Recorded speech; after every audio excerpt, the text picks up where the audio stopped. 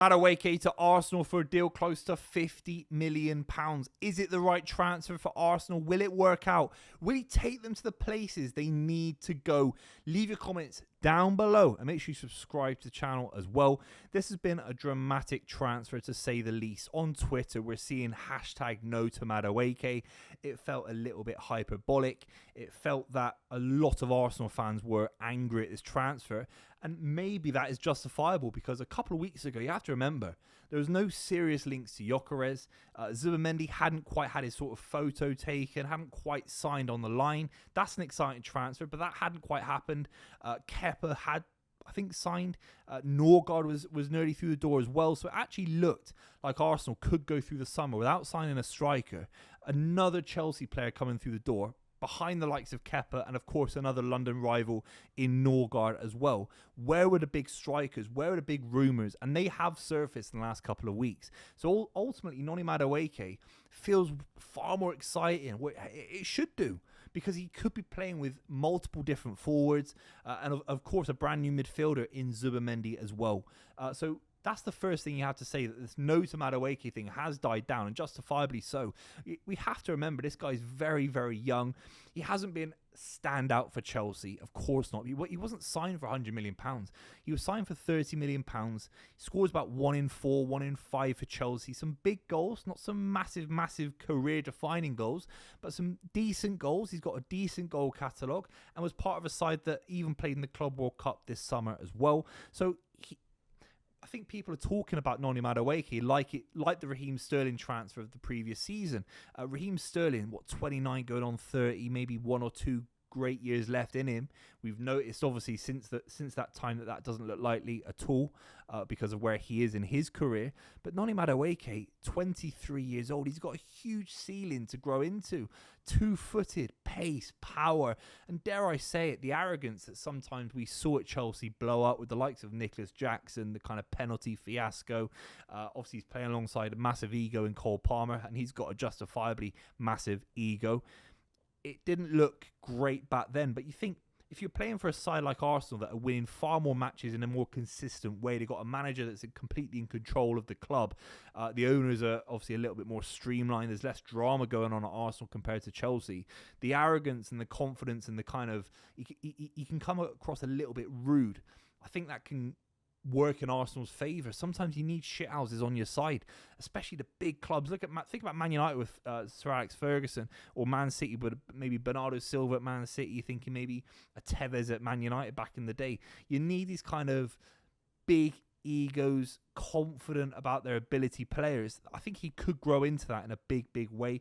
And ultimately, Mikel Arteta is in masses of control at Arsenal, and he got rid of Aubameyang very, very quickly, disregarded and gone out of the squad as soon as possible because of the bad energy he kind of had in the changing room. So Noni Madueke won't be able to show anything like that with Arteta, because Arteta's got a massive amount of confidence and strength over the Arsenal side, and Noni Madueke will be a big, big plus in this Arsenal side. Mark my words. Again, 11 goals last season. These aren't staggering numbers. He's got about 20 goals in 92 appearances for Chelsea. But we're talking about a player that can offer so much in this Arsenal squad. He's obviously a left-footed player predominantly, but if you think of all the players in the Premier League, he has to be the most two-footed footballer in the Premier League. I mean, he scores goals with his left, with his right. He can arrive in the box in a very, very smart fashion. I think he's got very, very good awareness. I think he knows where to be to get in and around the box and score little tap-ins. If you actually look at his goal collection, a lot of them are scruffy little finishes. He gets it under the keeper, a couple of nutmeg finishes here and there. So he's got that kind of cute little finish in him. If he plays on the left alongside Saka and, let's say, Gyökeres, a lot of the time he's going to be playing with his left foot on the outside, and that's not the worst thing. I know in modern football we all like cutting in, making the pitch a little bit smaller, driving towards the goal. Think of Saka doing that on the other side. But if you've got Gyökeres down the middle, he's going to want things around the corner. He's going to want things a little bit more open, wingers as wide as possible, creating a lot of space in the middle, drawing centre-backs out, and Gyökeres can operate in that kind of space. Madueke on the left, for me, offers a massive amount of danger. And then you think he's so two-footed, he can actually actually cut in on his right foot and score a massive array of goals on his right foot as well. We're not talking about a real left-footed player playing on the left for Arsenal, because he is so naturally two-footed, and that has to be a thing we talk about. His numbers, by the way, when we compare him to Arsenal forwards the last season, they're very competitive to the likes of Martinelli and Saka. Saka had a big injury, of course, but more goals last season than Saka. 7 goals compared to Saka's 6. Expected goals, 9.6 compared to the likes of 6.9 and 7.4 for Saka and Martinelli respectfully. 1 less goal than Martinelli last season as well. And you feel that Martinelli was playing in a far more settled side. Far more things were going through Martinelli. At points, Maresca had Madueke in and out of the side. Lack of consistency for how Chelsea were playing last season. Of course, Chelsea struggled at points. They got just about into the top 4. Arsenal had a far better season. So Nona Madueke had a very competitive season compared to the other forwards already at Arsenal last season. And he did okay. I mean, the Wolves hat-trick, I loved that. Slagging off Wolverhampton, maybe not ideal, maybe not the best thing to do. Then he scores a hat-trick, had to apologise afterwards. I think he dined on that hat-trick a little bit too long. At points, I did see him taking things on individually where, especially for Arteta, you have to move the ball, you have to recycle possession. But I think if you can iron the little deficiencies out of his game, he's got such good pace. I remember a goal against Luton Town where he smashes it into the roof of the net on his right foot, twisting the defender inside and out. Arsenal have been crying out for someone that is not only cocky and arrogant in the front 3, that will take defenders on against a low block. You've got to think, if Arsenal are going to win the Premier League next season, 70% of the games are against, the 3 sides that came up. You're thinking Everton at home, you're thinking these kind of sides at home, Wolverhampton at home. They're going to play a low block at the Emirates, and you need someone to unlock it.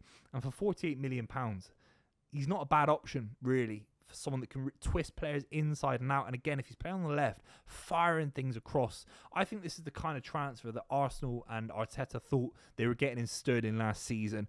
Someone that can play left, right, maybe even a false 9 at some point in the future, and they could get a couple of great years out of him, maybe sign him on a permanent. It obviously didn't work out. It was a terrible transfer for both parties. But ultimately, I think Madueke gives you that versatility, gives you that kind of flair that I think Sterling used to offer Man City all those years ago. I think he's got a very, very high ceiling as well. If the arrogance mixes with doing the right things, decision making, we could be talking about a top winger in European football, and Arsenal getting him for a relatively cheap price. I'm not saying it's the perfect deal now. I don't even know if he starts for Arsenal's first game in the season. I actually think I'd prefer Madueke right now, I think, with Gyökeres down the middle, on the left, Trossard or Martinelli, in my honest opinion. Maybe it's close to Martinelli, but I think he's very competitive already to making Arsenal stronger, certainly even if he comes off the bench, making the squad of Arsenal a lot deeper. He can play right, again, play left. Paul Merson coming out saying he might be a replacement for Saka. That seems incredibly unlikely. Arsenal get deals done with their players. Ethan Nwaneri's another one as well. I think Saka will sign a contract extension. But he can deputise for Saka. He can play off that right and score goals off his left as well, and actually create a little bit of space for Saka so he doesn't have to play every single minute. I think it makes a lot of sense, particularly with Victor Gyökeres. I think it gives Martinelli a bit of competition. I think it helps Saka's kind of, not injuries, because he's obviously fit right now, but stopping him getting injuries, prevention of Saka being tired, chronic fatigue. I think Madueke brings a lot of energy and electricity to the Arsenal side. Let me know what you think in the comments down below. Is it a good transfer? Make sure you subscribe to the channel. I'll see you very, very soon.